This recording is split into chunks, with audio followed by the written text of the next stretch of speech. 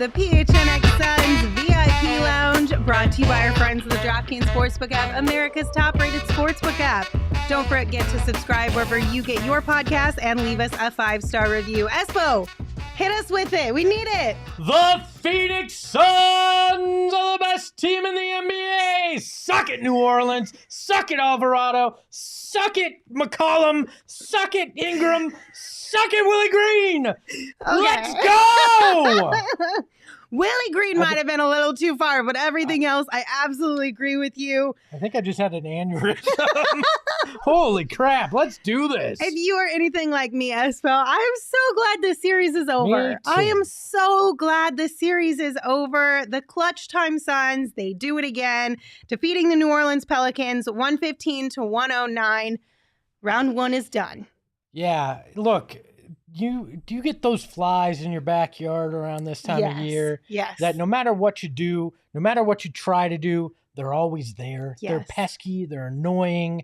They are the bane of your existence anytime you go in your backyard. That was the New Orleans Pelicans. You always had the feeling that you'd win the series, but you were just hoping you came out fairly unscathed. In one piece. Yeah, and the Pelicans did everything they could to try to make it where the Suns didn't come out in one piece. They managed to do it. They get the win. They did, again, Phoenix Suns basketball. They came out clutch time. They were down. They came and played well. Chris Paul did Chris Paul things. Mm-hmm. And this team, even Devin Booker came up in the clutch after not having a really good game. They came up and they won big. On to the next one. I am so freaking excited for this team again. I'm looking forward to what's to come in round two, and I got my eyes on round three because that's either the Warriors or likely the Memphis Grizzlies. I got my eyes on that because I'm not going to overlook the next round, but God, this is going to be fun. Yeah, I mean, listen, there's people in the chats, there's people on Twitter who are saying, low key, this round may have been tougher than what we'll see in the second round. This Pelicans team, while sure, ninth in the NBA, rank-wise and all that kind of stuff, this team put up a hell of a fight. Mm-hmm. I will give them credit for that. They put up a huge fight. Kudos to Willie Green for making it this far as a head coach of the Pelicans. I believe he teared up a little bit there at the end of this game, and that'll get you in the feels a little bit because you do want Willie to have success. I will say, though, suck it, Pelicans, because I'm over it, and I'm so glad this is over, but there is a little bit of in the feels. Look, I want Willie to have success in any series that doesn't involve the Suns. If I see Willie again in the playoffs, he can suck it again when they win. I love me some Willie Green and what he did with that team. A lot of heart and fight in those guys. And kudos to them. I can say that now that it's over. Yeah. But yeah, Willie did a great job there. Great things on the horizon for him, but the Suns have bigger things to worry about than Willie Green's tears right now. I agree.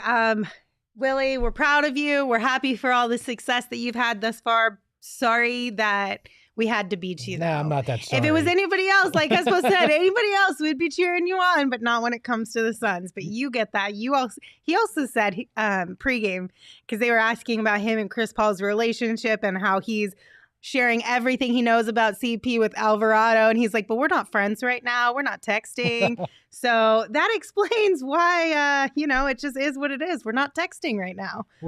We're just not on good terms, all right? We've all been there with our best friend. Something said, something happened. Well, you know what? CP3, Willie, Monty, they weren't friends the last 6 games. They can be friends again now. Yeah. Shout out to Psycho Blue for the super chat. They said, #just won, baby. The basketball gods are pleased, not just with our win, but with our performance. Game ruled. Now let's never speak of this series again. Agreed, but we're going to talk about it for the next hour or so. So bear with us. It'll be good here. But look, it's not easy, right? It isn't easy in a first round, and a lot of times this matchup was particularly tough due to the length that the Pelicans had. There's that young, dumb, and hungry saying. The Pelicans are young, dumb, and hungry. Yeah. I mean, let's say that. They and in the good ways. I don't mean that as an insult. They just looked at this and said, we can beat them. Why not? And they played their hearts out. Luckily, the Phoenix Suns that we saw all season have figured out a way to come in. They made adjustments that were needed, and they won. And now it's on to that next one. So, Yeah, absolutely. and by the way, we're the only all-city network with an NBA team left in the playoffs. So we gotta carry it for the whole group now. This is very true. You're welcome to come join us. Jump on the bandwagon. You're allowed to come hang. I do want to talk about Clutch Time Suns and just kind of go over, because I feel like that's where obviously it really sealed the deal for this team. And there were moments that were super stressful, but then there were moments that were really fun. And I think it all started, you had a DA alley-oop, Book knocked down a 3 after, like you said off the top of the show, kind of looking a little rusty out there, if you will. Mikal had a steal for a jam, and of course, Chris Paul doing point guard things. And that was so much fun to watch. So you see the Chris Paul shot, and you're like, no, you think it's a shot. You think, oh, the perfect game's over. Nope, it was an alley-oop to DeAndre. Yeah. Great play by DeAndre. The Booker 3, but the play of the entire fourth quarter, right, was when Mikal Bridges ripped that ball away, came down, and dunked it. That epitomized everything that this Suns team's been. It's exactly why Mikal Bridges should have been Defensive Player of the Year. It was what the Suns needed at that exact moment. It was clutch basketball. That easily one of my favorite moments of the year, and obviously my favorite moment of the series outside of Devin Booker fist bumping a baby. That was pretty cool now that we can laugh about it again. Yeah. So overall, look, this team does what it takes to win. That stretch in the fourth in that clutch time was something special. That's where you look and you go, that's why this team is better than other teams. That's why they should continue to play well in these playoffs, because nothing rattles them. You saw in that fourth quarter, the Pelicans got shook. Mm-hmm. They started committing offensive fouls. They started losing their mind. Alvarado's trying to show his lip to every human being that'll look at it, because Chris Paul gave him a little nudge, and he started whining about it, and it didn't matter. Like the Pelicans lost their composure. The Suns buckled down and did Phoenix Suns things. Yeah. This is a great sign. The last 2 games have been a great sign as to where this team is headed. The Suns or the Pelicans? You're talking Suns, Suns, right? yeah. But you could say the same for the Pelicans, not to just give credit to the team that we just beat or anything, but you can see how this team, the difference is the Suns have been there before. They knew how to handle some of those situations. And yeah, there were moments in this series where we were like, do they know, like, do they remember that they've been here before? If so, please start acting like it. But I think that's the biggest thing, is that, in those crunch time moments like we saw today, when you were talking about the Pelicans losing their cool, the Suns were able to keep their cool. And a lot of that has to do with the fact that they've been there before, and the fact that they have guys like Chris Paul and Devin Booker and Monty Williams leading this squad, being able to reel it in. Because in times that during this game, when Devin was on the bench getting more rest, you could see he was still involved. He was coaching from the sidelines, the same that he was in Game 5. They're all in. They're committed. Yeah, and look, there were some questions about Chris Paul, his age, what he had left in the tank at certain times in this series. But look, it just shows you how important Devin Booker and CP3 are to this team, how they have to work in concert. That one without the other isn't as special. And that's why, even though Devin Booker wasn't at his peak tonight, he allowed Chris Paul to do the kind of things that he was able to do, to go perfect from the field, because his presence had a gravity to it. Yeah. It pulled the defense away. It kept them honest. Chris Paul was able to get better looks because Devin Booker was there. And at times in this series, Chris Paul couldn't get those looks or was overtaxed because he had to be the guy, and it didn't work. But when they're at full strength, even if they're at 85%, which I think they were tonight, I don't think Book was quite there yet. No. They're a damn good basketball team, and the best team in the league, like we've talked about all year long. That's the secret sauce we saw tonight. This Chris Paul coming up big yet again. Yes. And let's talk more about Chris Paul. But first, Espo, take us to the bar. Let's get some drinks. Let's go to the bar. Maybe. There we go. Originally, it was going to be Willie Green's Tears, but we thought that might be a little bit mean. Just a smidge. So we went with an adios, MFer. I'm not going to actually say it. Adios. Hey, you know what? Adios, motherfucker. That's what you get. You get one tonight, and it's because the Pelicans are out, and that is one strong drink, and we all needed a stiff drink after a hard-fought series. Yes, and you know what? We're going to go ahead and name Chris Paul our draft king of the game, because Chris Paul was the one who did the heavy lifting, not just tonight, but in this series. And yes, credit to some of the other guys like DeAndre Ayton. But right now we're talking about Chris Paul, okay? Chris Paul finished with a season-high 33 points. He had 8 assists, 5 rebounds. Oh, and did I mention he was perfect from the field? 14 of 14. 33 points. Perfect from the field. Our point guard is an awesome point guard. He reigns from mid-range and above with wisdom, power, and defense like a glove. Our point guard is an awesome god. He deserved the full thing tonight. Is that off the top of your head, or did you have to go look at the lyrics to remember it a little bit? No, that was off the top of my head. That was awesome. I love that. It was just so incredible to watch Chris Paul have this type of game at this point in his career when the team needed it the most. I saw a lot of people tweeting about this being like a legacy type of game for Chris Paul. Oh, definitely. If they finish the job this year, that people will look back and go, that was the crowning achievement. Having that kind of game to close out a team, winning a title, that will kind of solidify Chris Paul's, this whole series solidifies the lore of Chris Paul in a lot of minds, especially doing it at 37. I mean, 36, 37.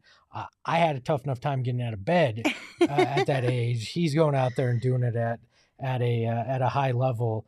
And look, my favorite play wasn't even one that scored him a basket tonight. Mine too. It was we'll talk about it in screenshots, but he got a little revenge, and that was probably my favorite of the game. I mean, honestly, he got quite a bit of revenge tonight. Not well only did he beat you at home and kick you out of the playoffs, he showed you some ropes. He gave you a few welcome to the NBA moments. He gave you a little bit of nobody makes me bleed my own blood kind of moments. Yes. You know what I'm saying? He also unfortunately didn't get a rip through, though. That was what I was hoping for late. That would have been the ultimate moment for Chris Paul tonight's game. But would have been the capstone. Yes. Colin, thank you for the shout out. If you have a comment, please drop it below and we will read it. Or I mean the super chat. There's a couple more things that we have to highlight for Chris Paul, though. So quite a few, actually. Yes. And we'll start. Run through the accolades. I know, right? So the NBA tweeted out tonight that Chris Paul is the first player in the last 25 seasons to start a playoff game with 13 consecutive makes. I don't know. He finished with 14 consecutive, so I don't know where that ranks on the list there, but that was a huge one for Chris Paul.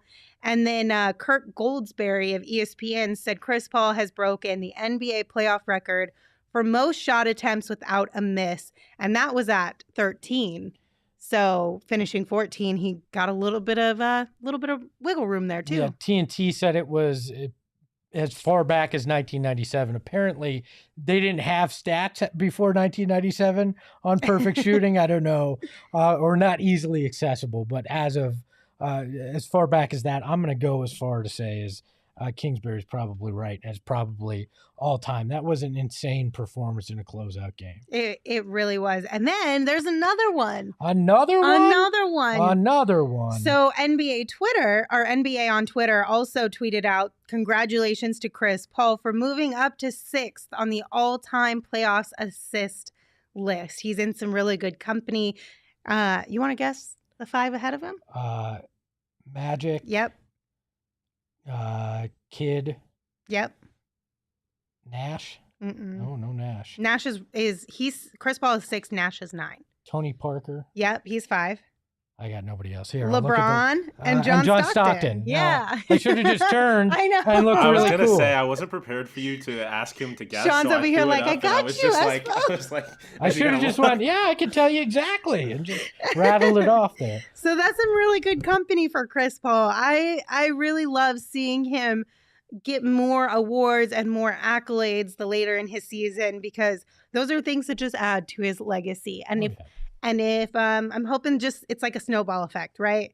Just keep grabbing more and more and more until it's at the bottom of the mountain and it's this massive hill that ends with something shiny. Yeah, you but know some what people saying? still think Bob Cousy's a better point guard. Look, Well. Chris Paul is a top 5 all-time point guard. He's the only point guard, but the all-time point guard, top 5 all-time. And look, he's going to move up that list if they can figure out how to finish this. Yeah. That's the one thing missing from his legacy. And if they get there, that will solidify him probably as a top 3 when you look at it, when it's all said and done and what he's been able to accomplish. Chris Paul is next worldly. And it's pretty amazing because just 4 years ago, we were dealing with, G League level point guard play in Phoenix and 19 wins. Mm-hmm. Now we're dealing again in this franchise with an all-time great after having seen Kevin Johnson, Steve Nash, Jason Kidd all play the point guard here. Now we get to see and enjoy Chris Paul. Pretty damn amazing. Yeah, I'm just really glad that we have been able to witness and watch Chris Paul on a nightly basis. Like, it's one thing to appreciate greatness throughout the NBA, somebody who's not on your team, but getting to appreciate greatness of somebody who is on your team that you're watching the intricacies of, you get to know them as a person and a human and as a teammate. There's just something really special about that. And I'm just really glad that we have been able to have Chris Paul on this Suns team and just have such a fun time with it as well. And grateful for all the other guys, but of course, it'll just be more special the later on in their career. It's one of those things where I feel like sometimes with the younger guys, it's the same response for us as they give us when we ask them about milestones or anything. Right now, it's just like we're enjoying the moment, and you don't really take it all in until it gets to the later parts of your career is when you really start to sit down and reflect back on things. Yeah, and I think Chris has done a great job of also understanding how he could be better later in his career, not just on the court, but with his teammates. Mm-hmm. And that goes a long way because this really feels like a brotherhood here, a group of guys that are fighting for one another.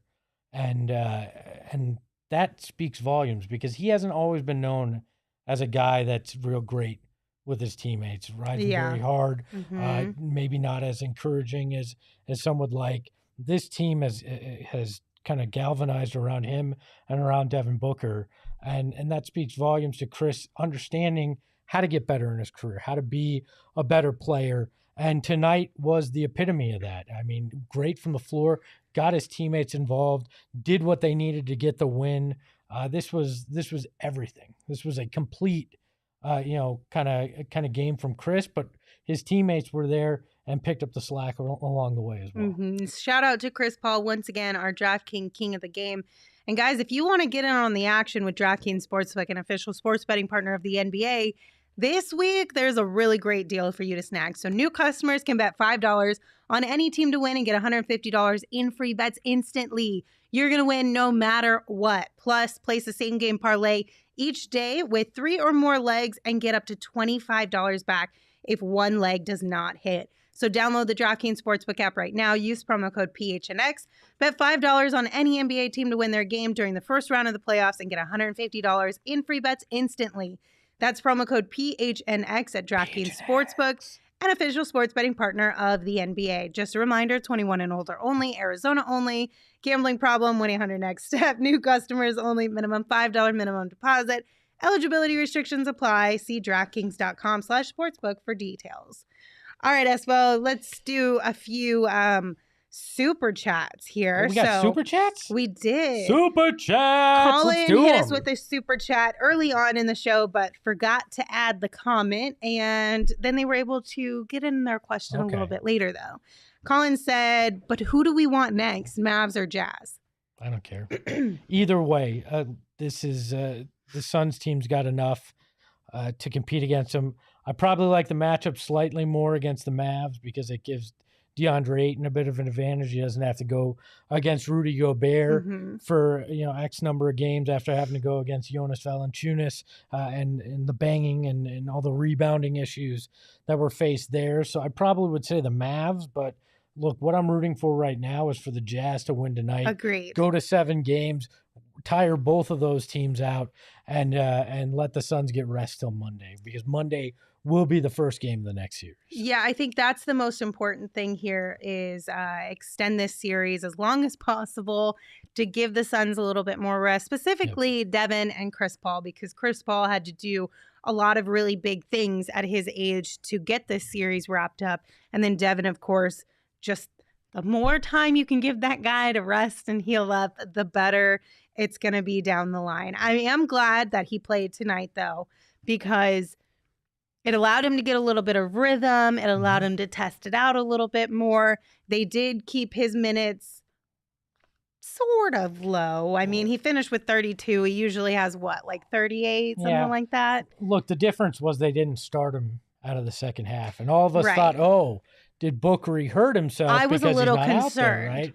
It appeared to be that was how Monty was going to limit those minutes, was he was going to keep him out coming out of the half and then let him ride it out in the clutch. So that's the way he evened out the minutes, kept him around the low 30s like we talked about in pregame. So this gets him the rhythm. It gets him prepared for game 1 in the next series, but he also gets time to rest and rehab between now and Monday, which is huge. What did you think about Devin's performance tonight in his first game back? It's kind of what I expected. The guy was out with a hamstring issue. Didn't sound like he got a lot of work in during practices and stuff. So it's going to take a little while to get that rhythm. You saw him hit a couple big shots in the fourth. I think you'll see a much different Devin Booker in game 1 of round 2, and he'll come out and he'll be locked in. There's some fear too, I'm sure. I mean, as much as these guys like to act like they're tough and that there's no fear in that, the thought of re-injury's got to be in the back of your mind too initially. So you're trying to pace yourself, those kind of things. But he'll get back in a rhythm. I don't think there'll be an issue, and I think this gave him an emotional boost tonight, which I think was the biggest factor that they were trying to go for with it. I also wonder, too, if Monty keeping Devin out at the start of the third maybe messed up with the Pelicans' head a little bit, too. If we were wondering, oh, shoot, did Devin get hurt again? Is something up? Maybe they were wondering the same thing to see if they would even see more of Devin in this game. But maybe not. I don't know. I don't know that. Am I stretching there, reaching a little bit? I don't know there was mind games at that point. Maybe a little. Maybe Monty thought that's one way to keep him off balance, and it'll get Devin his minutes, his rest. But, I don't think they were quite playing the 3D chess like that tonight. Maybe I'm giving them a little too much, like how many mind games are y'all playing? The Wasteland Wanderer said, all but one of Book's shots in the first half were forced by the shot clock. Just not good looks because we weren't moving the ball that well. He hit big shots. The rest will come back. I honestly am not overly concerned about Devin. I do agree with them, though, with this comment that some of the shots in the first, they looked forced. They weren't exactly within a rhythm that we normally see Devin taking shots. But those are all irrelevant to me now because we saw him knock down shots in the fourth quarter that really mattered. And yes, there was an air ball in there too at one point, but whatever. We're just going to forget that ever happened. Yeah, if there's Jay Crowder had an air ball. Like, look, I'm not worried about Devin Booker. I'm just not. Like, this was a get your rhythm, give the guys some hype, and that was what was important, right? That's what mattered, not anything else. So they got the win. Devin Booker got his run in, didn't re-injure himself. Yeah, and that's the most important part. That's all that matters. Get on to the next one is what they say. So Colin, thank you for the second super chat. They finally figured out the comment thing. Congrats. That's what he said, not me. I'm not being a jerk. But second question for us, true or false, we needed Book to win this game. We posted a poll on Twitter asking all of the PHNX listeners and supporters if they thought we needed Book to win this game before the game. This was before Devin, the news of Devin being able to play even came out. Yeah. And it was majority no. I think it was 79% voted no. 73? Yeah. Okay. Look, I don't think they needed him. Was it nice to have him out there? I think it was nice to have him out there, but you look at the way Cam Johnson played tonight, and I think they could have pulled this out without Devin Booker, but his presence, like I said earlier, made it easier on CP3, which is huge. So, you know what? I don't care. They had him, and they won, and in the end, that's the only thing that matters. All the hypotheticals in the world are fun, but in the end, they got the W in part because Devin Booker was out there tonight. Yeah, I don't think they needed him. I do think it helped a small amount, depending on and in different ways, but I don't think that they absolutely needed him. Espo, did you see what I saw on Twitter? Yeah, and I just sent it to Sean, so everybody will see it here Oh in a my second. gosh, you This guys, is I'm so excited spectacular. for you. This may be my favorite moment of the playoffs so I far. agree. And it comes from a guy that, it doesn't shock me that he's the guy pulling this off here. Jay Crowder wearing the FJ Crowder shirt that the fans in New Orleans were wearing tonight. Jay Crowder is a legend, damn it. You got Salsa Jay. You got Jay wearing an F himself shirt. I love Jay Crowder so damn much. Even though he didn't hit his shots in this series as much as we'd like, the dude is the swagger that you need. There's a reason he is called Boss Man 99, and that's because he's all business, all right, baby? And that's more proof of it. I love Jay Crowder. I do too. Okay, so in case you missed this pregame, let me break this down for you. So we all know the FJ Crowder chants. The what? FJ Crowder chants. Thank you. Sorry, a little bit of a tongue twister there. What does F stand for? I don't know. I ask Espo. What, huh? What does it stand for? It stands for the word that Lindsey won't say. You guys are ridiculous. I say it with a PH, so it's not the same thing. It doesn't count? Fuck. All right? That's That what word, it says. that word. Yes, that word. So you forgot where you were going, didn't you? So we heard those chants. I believe it was game 4? Yes. Game 4, we heard those chants. Well, today, a few fans decided to show up with some FJ Crowder shirts. And they wanted to go chat with Jared Jack. And they were like trying to shake his hand and be all like buddy. And he said, yeah, absolutely not. But then he went back up to him a little bit later and was like, hey, let me get one of those shirts. Because it seemed like our friend Devin Booker really wanted one of those shirts because that's who he handed it off to pregame. And Devin's over there smirking, smiling, looking like he's having a good time. Oh, yeah. And Espo and I said pregame, I guarantee you somebody is going to come out postgame if the Suns win wearing that shirt. And our wish came true. Jay Crowder is wearing that shirt. We said it would be Booker Jay. Postgame. And Jay did it. And I love that. I love when somebody can say, you know what? You think you got me. You think this is some insult to me. No, I'll wear it, and I'll wear it proudly. Oh, you know what? I love it. It was, gosh, that's so good. That is so good. Do you think we can make a shirt that says that? I don't know. I don't know if we can have Jay Crowder's name on it. But apparently, Migo in the comments said you could do F.J.Crowder.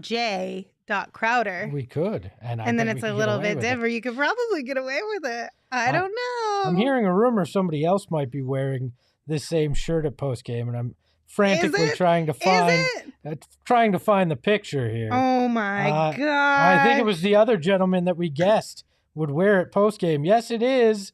And is he wearing it? I will provide that picture to the man behind the Mac, Sean DePaz here. This is thrilling for people listening on the audio, to this, I'm sure. Well, listen, this happens sometimes when you're just doing things right after the show. You're sharing information live as it comes through. We said that these two guys would do it. We did. And they're doing it. We've got the other photo now, and Devin Booker makes it look cooler, though. I'm not going to lie. You think so? Devin Booker's look with it on is slightly cooler than Jay's, but you know what? God, this team, I love this team, their attitude, the swagger. It is freaking spectacular. Oh my gosh, I see it now. It's spectacular. Sean, do we have that image? That is so funny. I think one of my favorite things about this is Gerald was tweeting out that everyone was kind of, obviously everyone in the media room is giggling, laughing a little bit at what Jay Crowder showed up in, and he turned and asked them smirkingly, "What's so funny? Like, what y'all laughing I love at?" that. There we go. Devin Booker wearing the same shirt. He's got it slightly hidden under the jacket, but everybody knows what that bad boy says. I love this team when it gets the swag. The low key, you know what? Screw you guys. Oh my right? gosh. But they wait, right? All these other teams, get chirpy, do all these things before a series is over. This Suns team knows when it's over, that's when you can talk. Yeah. And they do it to perfection. I agree. All right.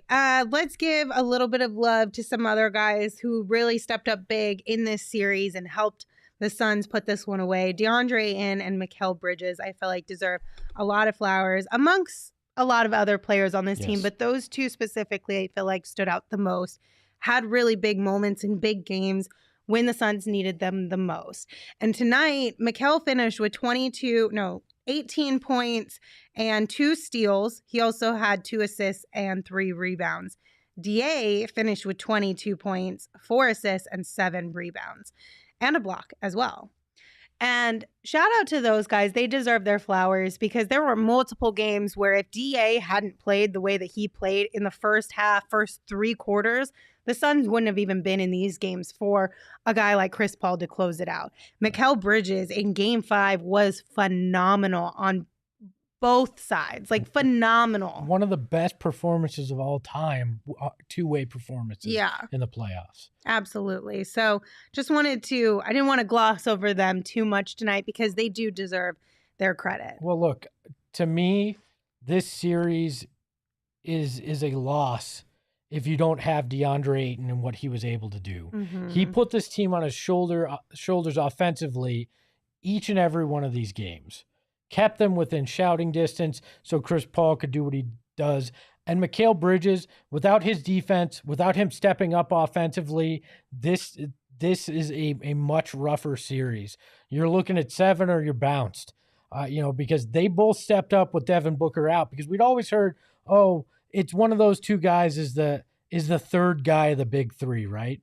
Well, they had to be 2 and 3 of the big three that beat the Pelicans with Devin Booker out. They stepped up in a big way. Let's just say it. Mikal is underpaid, and DeAndre Ayton's about to get paid a whole hell of a lot of money this offseason. Yeah, absolutely. And Cam Johnson, I'm really interested in seeing how far or how well the rest of the playoffs go for him, because I know I've seen a lot of people question, a couple of these games have been, man, is Cam going to get his bag this offseason? The way that it's looking, it's not great. And then there's a couple times where they're like, okay, Cam, I see you. You might be able to get your bag still. I'm very curious to see what the rest of these playoffs look like for Cam Johnson. Yeah, it might be a lighter bag, but if he got the same deal Mikal got at around 90, I think Cam's happy with that. I think the so. Suns can live with that too. Look, but I don't care. There is a lot more basketball to be played before we're talking about salary cap and CBA and off-season moves. Yeah. The goal is still out there. 12 more to go. And then the Larry O'Brien can call Phoenix home. 12 more wins. You got the first 4. You got them the hard way. Now it's time to move on. So we got a couple more super chats from Eric and Ray Blaine.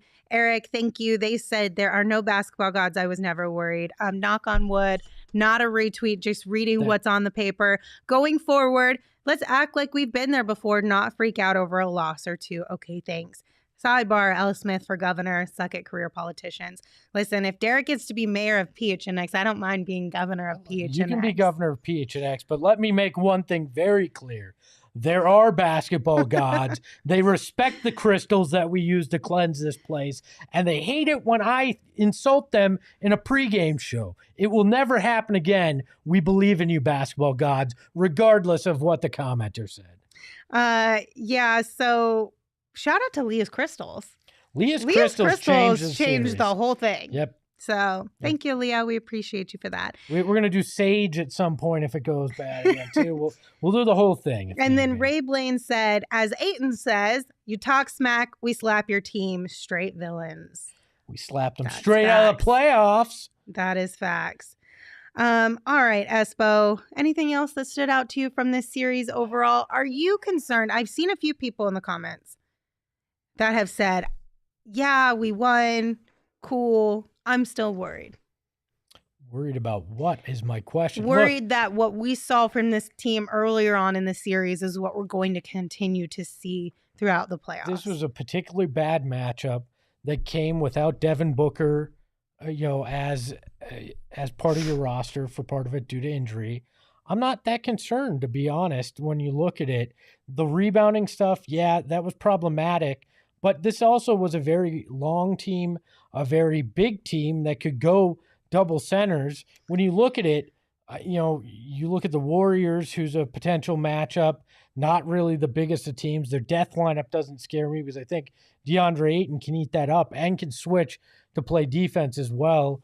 You look at the Mavs, not really the biggest of teams. The Jazz might worry me on the rebounding, but I don't think they have enough elsewhere to cause the problems like the Pelicans did. I think this was just the case of a bad matchup with your best player injured.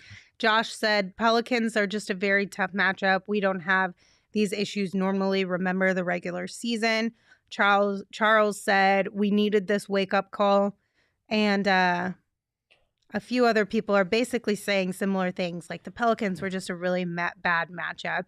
Going forward, we shouldn't have this same type of performance from the Suns, at least not on this level. No, look, people discount how important Willie Green was in this series. Yeah. Willie Green literally was in the building, knew everything, all right? So, sorry, I was about to saw and sneeze I was going to sneeze everywhere. But look, mine don't sound that weird, just so you're aware. I know, yours are silent. No, they're silent. But look, Willie Green was in the building, knew the plays, knew the players, knew intimately how Chris Paul didn't like to be defended. All these things that led to them being able to adjust and play very well against the Suns. But it wasn't enough, right? And I don't think that this is a blueprint that all other teams can follow. This is a very specific team with a lot of long defenders, young guys with a lot of energy that are willing to be pesky. I just don't see that happening in subsequent series, right? Yeah. If you look at the Mavs, you've got Luka that you're going to have to worry about, but Luka has played horribly against the Suns since he and DA were drafted. Mikal Bridges is a big part of that, being able to play him strongly defensively. The Jazz seem to be this weird hit or miss team right now. We'll have we won't have plenty of time. Maybe we'll talk about it tomorrow at 2 p.m. when we do our live show, but I'm not overly concerned right now. Yeah. Let's get into round 2. Let's see a few games from this team, and I think all of our fears will be eased at that point. And listen, we have to remember, it's the playoffs now. This is not the regular season. I know we got really spoiled in the regular season with not having to deal with very many losses. The Suns may lose a game or two here and there throughout these playoff series. That's natural. Yes. We can't. You weren't going perfect. We can be upset, but we also have to have a little bit of calm and just be a little bit realistic, I guess, maybe in the sense of like Gerald likes to say, which is something I always point back to, the law of averages. This year's average is a lot higher of a win perspective than a loss. So our average isn't looking great. Okay. Well, and those Spurs teams that people like to compare this to, the 2014 team that won, they went, what was it? To 7 games in the first round before they started reaching their peak. I'm not really worried about where they're headed. They've got the potential to do this. So, all right, just an update for you guys. Gerald is getting ready to join us. He got to talk with Monty and a few of the players. So he's going to have a lot of insight to bring to us. He's literally setting up. So we're talking like 2-3 minutes. So anything else that stood out to you from this series or tonight's game? I hate Alvarado. Can I just say that? Like, people are like, oh, if he's on your team, he's no. No, I wouldn't love him. I would not love some guy that it looks like a cosplay Pirates of the Caribbean character that is annoying as all hell. I would not like that on my team. Thank you very much. I mean, I may make F. Jose Alvarado shirts to wear in round 2 just because I dislike him that much. Okay, I won't, but geez, that guy annoyed the hell out of me for 6 straight games. Every freaking time. Like Herb Jones, that's a guy maybe I'd like him on my team, right? Even though he was a little sketchy at times, but freaking Alvarado, not a damn chance. That guy, annoying. Very, very freaking annoying. I mean, yeah, he's annoying, but if he was on my team, I think I would like him. I would find him just as annoying. Him and Grayson Allen. Like him. Grayson Allen is a totally different situation. Him and Grayson Allen, if they ever wound up on in a Suns uniform, I'd have some damn problems rooting for either of those guys. Grayson Allen is totally different than Alvarado. No, Alvarado is just Grayson Allen with a red headband. You think? Yes. You think he's that dirty? Dirty. That dirty, though? Dirty punk. I have to disagree with you. You shut up, Sean. He went to my Grayson Allen went to my rival undergrad. He went to Duke. I went to Syracuse. I saw him a lot. He was legitimately kicks people while they're down. Yeah. Did you guys not watch Alvarado this series? Yes. Alvarado's just a little rat. He's annoying, a little dirty maybe, but Grayson Allen's one of the dirtiest athletes I've ever seen. Grayson Allen is like, I'm trying to end your career. That's how I feel when I see Grayson Allen. But either way, yes, Alvarado is a pest. He's annoying. But it was fun to see Chris Paul get a little bit of his revenge tonight on him. And I found the little complaining to the camera when he got took an elbow to the lip. That was so funny to me because we know that, we already know all these players know exactly where the cameras are. They flex at him. They scream at him all the time after a big play. That is the first time I think I've ever seen a player in NBA history complain straight to a camera. It wasn't just to the camera. He went to the ref. He went to the scorer's table. He went to his coach. He showed Monty. He showed the camera. I know. Nobody gives a shit, Alvarado, that your lip's bleeding. You little whiner. But going to the camera for that, it just made me laugh. I get it. It sucks. You're bleeding. You definitely took an elbow to the face. But that was so funny. It made me legit want to go break the TV. That was so annoying. Well, guess what, That gets under my Espo? skin. Guess what? You know who's not annoying? Gerald Bourguet. That's right. Girthlings, your leader has arrived. Gerald, how are you, my friend? Oh, say that one more time. Doing great. How are you guys? We're doing good, Gerald. We're feeling so much better. We're happy the series is finally over. We're happy to have had Devin back in this game. You got to talk with Monty. What did he say about this game and the series overall? Yeah, I think there's a lot of mutual respect, first and foremost, between the Suns and the Pelicans. Obviously you saw after the game, Willie Green going up to Monty, Chris Paul. It was a kind of a tearful hello/goodbye to the series. Just how hard these two teams fought. And Monty was saying, he was paying a lot of respect to their young guys, what they were able to do, to Brandon Ingram, who he called a superstar, and just the way that they fought and scrapped in this series. This is a team that's not going anywhere. They're young and they've got a bright future ahead of them. So, everybody, Chris Paul, Devin Booker, Jay Crowder, had complimentary things to say about them. But the biggest thing was at halftime, Monty Williams said he kind of called guys up, he always says call guys up, not out, but he said it was a little more personal this time in terms of having things to say to guys and saying, they're playing harder than us right now. That has to change in the second half. And I think we saw that in the third quarter. The Suns won their first third quarter of the series tonight. They won it by 7 points and turned that 10-point halftime deficit, where it already felt like they were in the danger zone, to a 3-point deficit, which is a lot more manageable, especially when you have one of the best fourth quarter teams in the NBA. Yeah, TNT's mics actually caught him on the sideline basically saying, okay, they woke us up. Now this is our turn. This is our turn to win this. So he was pretty adamant. You could see on the sidelines. What did he think was the key tonight? What swung this thing in favor of his team tonight?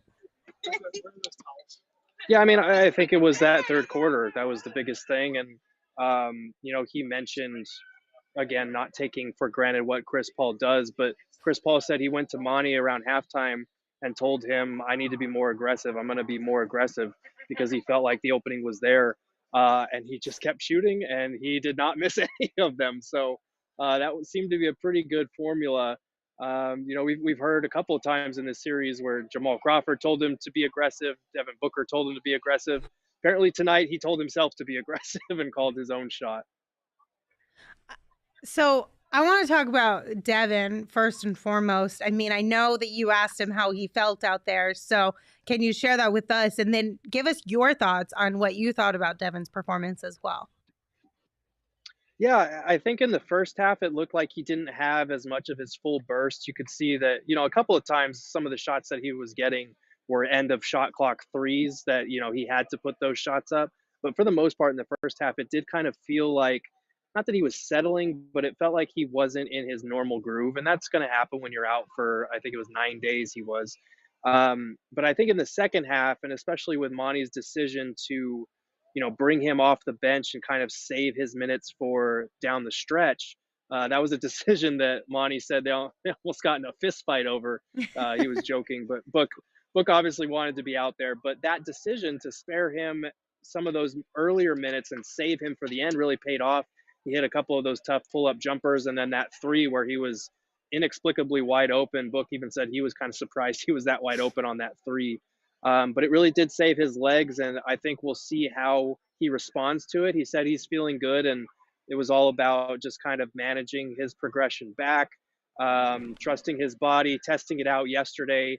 He said he tested it out, and it felt great, and he was ready to go in this one. So it's one of those things where we're going to definitely keep an eye on it, but by closing out tonight, and then if Utah can win, that prolongs how many days of rest they get. Monty said they're definitely going to be in the gym more than we would expect them to be, given that this is just the first round. But it does help manage Devin Booker's workload heading into the second round series. Gerald, did you get one of those sweet, sweet shirts that were out there tonight? I know. Did you? So I did not, but Jay Crowder and Devin Booker were both rocking them in their post-game interviews. You just knew as soon as, because I saw it happen from the sideline, these two fans wearing the Fuck Jay Crowder shirts walk by, and we got pictures of them, and then they walk by the players thinking they're funny, and they go, what do you all think of our shirts? And Jarrett Jack was like, I'm not shaking your hand while you're wearing those shirts. And JaVale McGee had some choice words for them as well. And then I looked over to the sideline, and Book's coming out for is about to leave his pregame routine. And he kind of is talking to Jarrett Jack, and he points, and Jarrett Jack goes around behind the bench, and he finds this stash of shirts because apparently they brought extras. So he found the stash of shirts, gave Book one, and Book's smiling the whole time. He walks back to the locker room. So they had those prepped and ready to go. I saw a lot of Pelicans fans like, wow, the number 1 seed needs bulletin board material for the 8 seed. And I just, okay, first of all, Monty said it best in the post game. That is not your typical 8 seed. And second of all, it's not, they don't need bulletin board material. They just got provided with it. And so it was funny to see them with the W rocking those shirts. And Jay Crowder said he's embracing it, even though he has to explain to his daughter the kind of finer workings of that sort of dynamic. Just tell her it's flowers. The F stands for flowers for Jay Crowder. Oh, well, see, she already heard the chant on TV, and she's well aware. I see. Oops. Yeah, so he had to explain that, which wasn't fun for him, but I'm tell sure. Tell him if you need some extra help on explaining that. I have experience with that on this show, explaining it to my young one as well. That's funny. So you're saying Jarrett Jack went and stole shirts, is what you're saying, or did he ask for them? Well, so they were just sitting there behind the kind of scorer's table / the first 3 rows or whatever. There was just a stash of them sitting there from what it looked like. Oh. I don't know if they belong to those 2 fans or if they belong to somebody else, but they were just sitting there. So did the team fund these shirts, Gerald? Is that what we're wondering now? I don't think there was enough of them for that, but yeah, I would be they scoped them so out. shocked. I would too. I would be so shocked But if how the did a team box of funded these that. shirts just wind up behind the scores table? I need an That's a good investigative question. report, Gerald. I need you to get to the bottom of this. There were only, I'll have to go back and review the audio from post game, but it sounded like there were only like 8 to 10 of them sitting there or whatever it was. And I think I Okay. remember the fans saying, yeah, oh, we brought extras or something. So Okay. Fine, we'll allow it. But I still think Yeah. there's a conspiracy there somewhere. Agreed. So Jay comes out in this shirt. What did he have to say about the series, not just the shirt? Yeah, he paid his respects to the Pelicans as well, said it was a hard fought series. And, you know, he felt like it was good for them to be able to get this type of win, give themselves some extra days before the next series starts. And this was something that Monty brought up as well. You know, it's in the NBA now, you're not really going to get by with an easy 8 seed matchup anymore, especially with the play-in games, you know, giving teams momentum when they come into the postseason. He felt like, I think he said, you can't go into the first round without your left hand up to you know, check some of those jabs, because teams are going to throw them. This isn't your typical 8 seed, especially after the CJ McCollum trade and just the way that this team was playing. So it was kind of good for them to get tested in this way. Obviously, Suns fans would have preferred a sweep and no Devin Booker hamstring injury, but it really put them through the ringer in the first round, because heading into halftime, you know, it felt like we were headed for game 7. And in a game 7, you never know what could happen. But they were able to pull it out. They rose to meet the challenge. Now they have some very specific areas for improvement heading into the second round series. But it's good that they still have that resilience and that ability to execute down the stretch in a tight game on the road. Absolutely. Since you'll be traveling tomorrow when we do our show, who do you hope to see in round 2 for the Suns? What do you think is the best possible matchup for this team? I mean, before a couple of weeks ago, I would have said Dallas, just because of the way that, you know, Utah has seemed like a tougher team, and the Suns have fared very well in that matchup. But the way that Utah defends, the Suns would have a field day picking that apart. And they've been very good against the Jazz as well. So I kind of hope the Jazz will pull it out. I don't think they will, but I also like that matchup with the Mavs. They've been playing a lot better with Luka out for that couple of game stretch where he missed. Jalen Brunson really stepped up, and the Suns have had problems with quicker guards like that. So they will have their hands full more than I think people realize in this type of series. But I do think that between Mikal Bridges and DeAndre Ayton, the way that they are able to defend pick and rolls, that's a pretty favorable matchup for the Suns. You just got to hope that Booker gets into his groove and shakes off that rust from missing, you know, a little over a week. Do we know what the schedule looks like yet? Either way, I know if Jazz win tonight, we would play. All we know is Monday is the opening game. Okay, so it's Monday. Monday is the opening game of round 2 for us. Okay, well, that's good to know. Yeah. Gerald, did you talk to Chris Paul about his perfect game? Yeah, he always kind of shifts the blame, and there was a funny back and forth between him and Booker, because the subject always comes up about heat checks, and Chris Paul says, I never take heat checks. I just be aggressive and look for good shots. And he always makes fun of Book for taking those heat checks. And he was like, if he had been 10 for 10, he would have pulled up from the opposite free throw line and just launched it from there. But yeah, Book was saying, yeah, I'm never going to have a perfect game, that type of perfect game like Chris just had, because I'm launching, I'm pulling up from wherever if I start 10 for 10. But no, Chris is always kind of downplays that type of thing, but he did admit that having this type of game in this city is special. Just because the city of New Orleans means a lot to him. He's always been highly complimentary of the city, even when there were those fuck Chris Paul chants that broke out here the other night. I think it was in game 3. You know, he's always just spoken about how much the city means to him. He showed up wearing a chain that Lil Wayne had given him. Lil Wayne, obviously very prominent in this city and used to come to games and watch Chris Paul play all the time. So you can tell it means a lot to him. And to have this type of performance to close it out on the road in New Orleans against Willie Green, against this gritty Pelicans team, it means a lot to him, because I will say this, you know, you don't typically think of New Orleans as a place in the NBA, at least, that has a home crowd advantage, but these fans really showed up. They were loud. And they kind of match the energy of their team, honestly. So props all around to them and their fans, because they made this series a lot more entertaining than I think a lot of us were expecting heading in. Did Chris Paul thank DeAndre Ayton for turning what looked like a missed shot into an alley-oop there towards the end of the game? That's a good question. We did not get on that, but from my vantage point, it did look like he was scoping DA out. So I think I think he was good on that one. On TNT, It was looked legit. like a shot that DA may have helped him out with. So, All right, Gerald, I gotta know. So you spent a few days in New Orleans, your first time out there. What was the best thing you ate? The best thing I ate. That's a tricky one. Willie Mae's chicken sandwich was really bomb. So was it was an oyster and shrimp po' boy sandwich from Mother's. That was fantastic. I had the biggest oysters I've ever had at a place called Peche. That's tough. The beignets were bomb too, but that's a whole separate category. I was so close. I was like, you didn't have beignets on the list. I was so close. Yeah, no, I think I'm gonna go with the chicken sandwich just because I'm a big chicken sandwich guy, and it wasn't it wasn't hot, but it was just so flavorful and sweet. It was one of the best chicken sandwiches I think I've ever had. Did you eat any alligator while you were out there? I didn't get a chance to hop on the alligator train, but rest assured, if I'm back next season, I will definitely check that off the list. Oh, so was it Willie Mays' like secret recipe? Like, why was it named after him? I think it's Willie Mays with M-A-E. Oh, okay. P-S. Yeah, okay. So different Willie Mays, but yeah. All right. Well, fine. Famous for his chicken. Good on Willie there, too. All right. Thank you for saying the beignets were good, because Lindsey would have taken a victory lap if you hadn't included them. So, no, they were very good. I can promise they were good.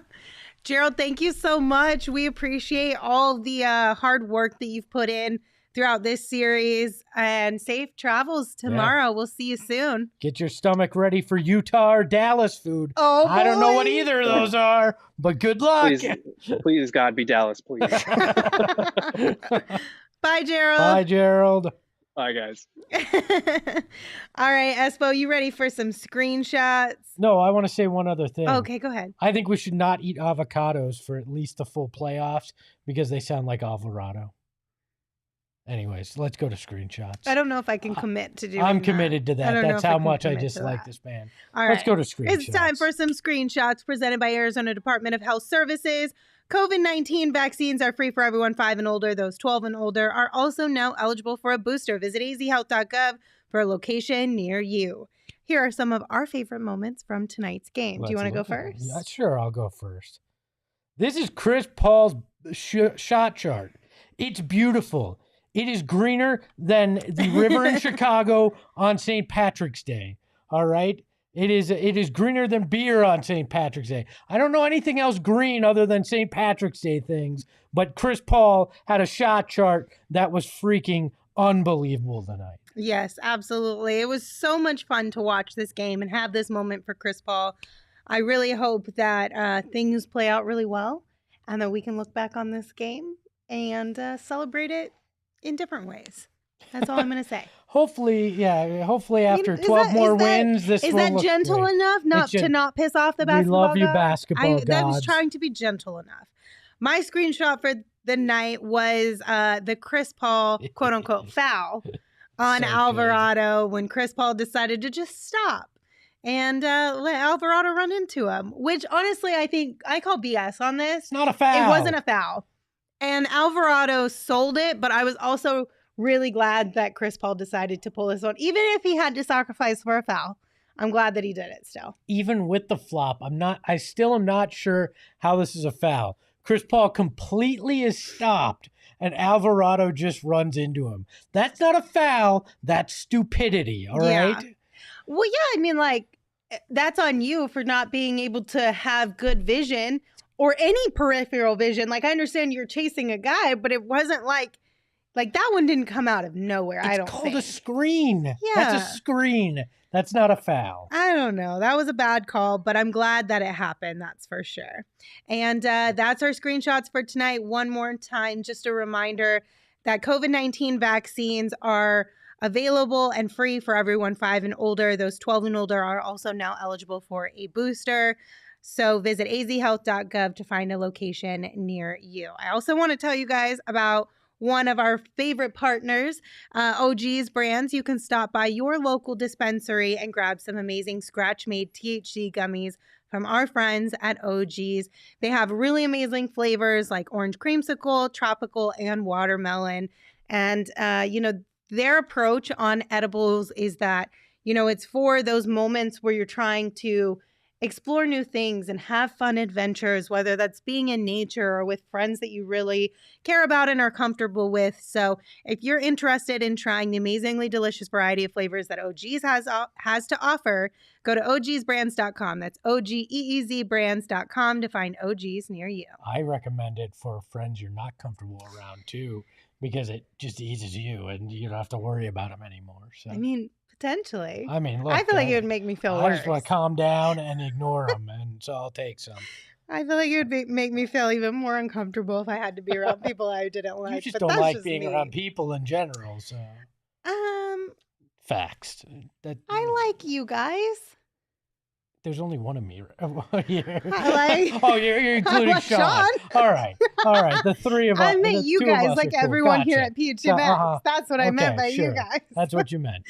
But I am a homebody. I know you. So it has nothing to do with you guys. It's just I like being at home. So Sean's had a really difficult day, right? This is true. So I didn't ask him to do a producer surprise, but I cooked one up myself. So we got an Espo surprise. I'm not a producer, but I've got a surprise nonetheless. I want to know, and Sean, you can hop in on this if you'd like as well.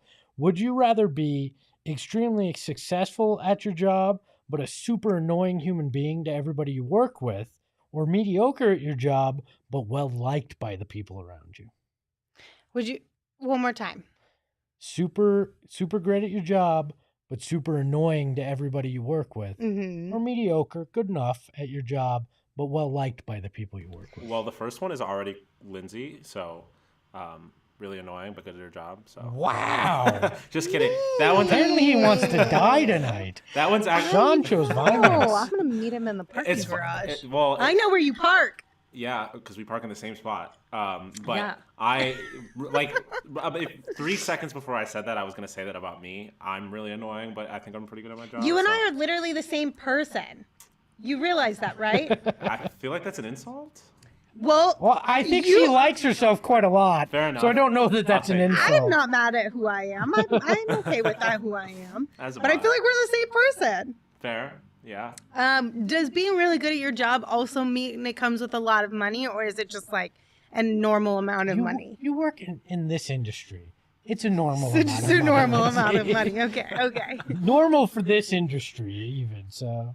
I think at this point in time in my life, if you had asked me 5 years ago, I would have said really good at my job and not really care about what other people thought about me. At this point, I would say mediocre at my job and have people at least tolerate me.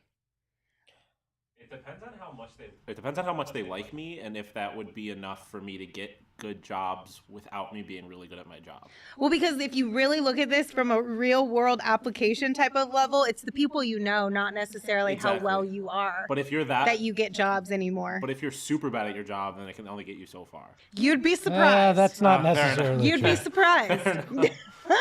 Look, I'm used to... Not me throwing shade and subtweeting people here. Maybe you are too, but... I didn't say anybody's name. Look, I'm used to being mediocre at my job, but I've never known what it is to have people like me. So I think I'd go mediocre at my job with people liking me. So I think so too. I love that Lindsey didn't dispute that. She's like, "Yeah, you are disliked." I was gonna say, I was agreeing with you'd rather be mediocre and liked. I was agreeing with that part because we're on the same page. I thought you were good. Yeah, you're not liked. No. I was agreeing with your decision in this one because I feel like we're on the same page. I think I would rather be good at my job and not liked, because at this point I don't. You're young too. I'm young. I kind of have a fuck your opinion about me kind of attitude. That's how your attitude should be about people who are not genuinely in your life or have zero influence on things you do in life. If some troll on Twitter is coming at you guys for whatever reason or is mad at your takes and they're just trying to like hurt your feelings or attack you, like F them.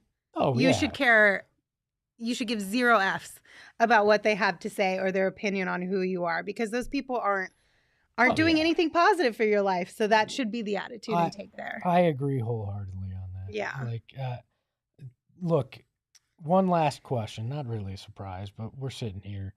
Jazz are up 10 as we record this in the third quarter. Just make your call. Who do you want? As of this moment, who do you want? For the second round? Sean, you can throw your hat in the ring here too. I kind of want the Jazz only because I feel like Jazz fans would do something to piss the Suns off, and the Suns would use that as bulletin board material, and they would win. But I think matchup-wise, I'd rather have Dallas. I think I want the Mavs because similar reasons but different. I would love for the Suns to just like wreck the Mavs in the second round. Yeah. Like, I mean, I'm not even going to say that this is not a prediction, but could you imagine how much joy you would get out of a Suns sweep over the Mavs? Well, how cathartic would that like, be? Could you imagine? On the other hand, it's watching Devin Booker embarrass Donovan Mitchell could be really fun. That's true, that too. would be, and if Ayton dominated Gobert, I mean that. But man, that Luka I think it's Ayton the Luka matchup. DA thing because yes, the Donovan and Devin stuff is still in existence, but to me, that's like, if you're still holding on to that, I can't help you anymore. But that's what Jazz fans are doing. They're holding on to that. Yeah, but it's there's also a subsection of people in the Valley who are holding on to the DA Luka thing, and I would like that to end. So that's what I would be hopeful for, even though I don't know that it would actually squash it. But you could get the best of both worlds. If the Mavs lose, they still can't get out of the first round with Luka, and then you take it to the Jazz. That's true. You win across the board there. That's true. I think Jazz fans, with the exception, like ignoring the Lakers, might be my least favorite fans in basketball. So I would like to ruin their lives, kind of. Because what else do they have to do in Salt Lake other than Jazz? I don't know. Well, it's Gerald might find out for us. It's definitely not going to listen to Jazz because I'm pretty sure there is no Jazz in Utah. I guess skiing, maybe. Poor Gerald, if he has to spend. I'm not trying to be disrespectful, but I'm genuinely asking. Everybody always jokes that everything closes at 8 p.m. What if Gerald is hungry after a game? Are there places open that you could at least get food Listen, for? in another state.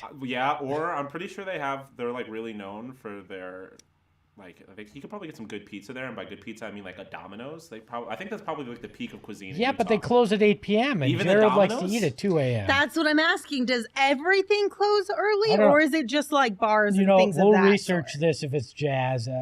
Actually, I now kind of want Gerald to have to go there. I'm just like that. Poor Gerald. Gerald deserves some Utah cuisine. As long as he has a microwave, I'm pretty sure Utah cuisine is like just the frozen aisle of a grocery store. So. Somebody said they have like Josh said there's some lovely soda shops downtown, which I actually saw this on Twitter. They take soda. No, I'm dead serious. I'm pretty sure I saw this. They literally take this soda shop thing like really, really seriously, and it's like super crazy fancy sodas or something like that. That sounds like such a Utah thing to do. But I bet you Gerald would have a great time figuring out what his favorite soda is of that. Probably. He would probably really enjoy that. I wasn't being facetious with that. He probably would really enjoy that. We get a breakdown of the top 10 Utah soda shops from one Gerald Bourquet. It'll be a G-rated, emphasis on the G-rated there out there in Utah. Sean, I sent you another image if we could get it up there to close this thing out. I think it's required. So Sean, thanks for participating. All right, I'm putting Sean back to work. Okay. That was basically get off the screen and go do some work, Sean. As if he hasn't heard go do some work today too many times already. Oh, but you know what's really cool? I don't. What's really Sean cool? won a bunch of money tonight. He did. He bet for, what did he do? Jay Crowder over 8.5. And first bucket. Jay Crowder, first bucket. And Suns. I had a Suns parlay of the Suns spread and Devin Booker under on points because I had a feeling he wouldn't play that much. Mm-hmm. And all of that hit. Espo had a different experience with the first bucket. I had Jay Crowder first bucket plus 600 hitting to submit it And as I went to hit the button, it said, game has started. You can't make your bet. And That sucks. And then we found out immediately Jay hit the first 3. So That's such Crowder's a bummer. Cash Club I missed out on. So, Well, by the you're way, gonna have if to wait anybody's till the trying to next reach game. out to me, my phone's dead, so I can't. I can't hear you. Wonderful. Try to reach out. Just a reminder as we wait for Sean to get this last thing for us, we're going to be live tomorrow on Friday at 2 p.m. right here on our YouTube channel. So come hang out with us. Plan to schedule that into your Friday afternoon. We'll have some good time. Have a good time. Have a little bit of fun. We'll figure out how to have some fun. Yeah, sure. we'll figure that out. And also, don't forget that Gerald has been writing and will continue to write some really amazing content throughout the playoffs over at gophnx.com. So if you are not a member, please consider becoming a member. There are articles that Gerald has written recently that are available for everyone to read. So check out gophnx.com. Member or not, you're going to get some really cool things over there.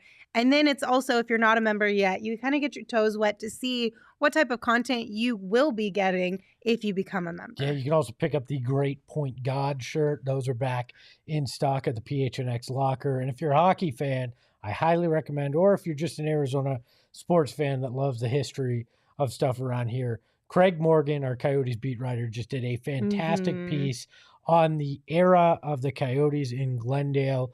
You won't want to miss it, and it's free. It's not behind the paywall, so you can read that even if you're not a member, get a taste for what we do here. Yeah. All right. Are you ready, Sean? Okay, so Devin Booker tweeted out the photo of him holding his jacket open, showing the FJ Crowder shirt. But the caption was "Foul Jay Crowder." I loved that. That he was like, I'm not embracing what it actually said. Please follow Jay Crowder because that's how I hit my bet.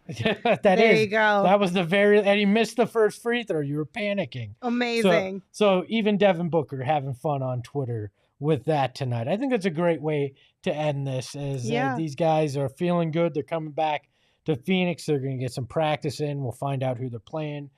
Maybe tonight, maybe this weekend, and then we get game 1 on Monday. So no rest for the weary. We got plenty going on coming up. Take the weekend, enjoy yourselves.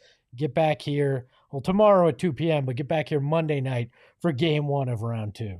And of course, as always, you can follow me on Twitter at Lindsey Smith AZ. You can follow Gerald at Gerald Bourget, and you can follow Espo at Espo. Espo, take us home. Suck it, Pelicans. Ahoy, hoy.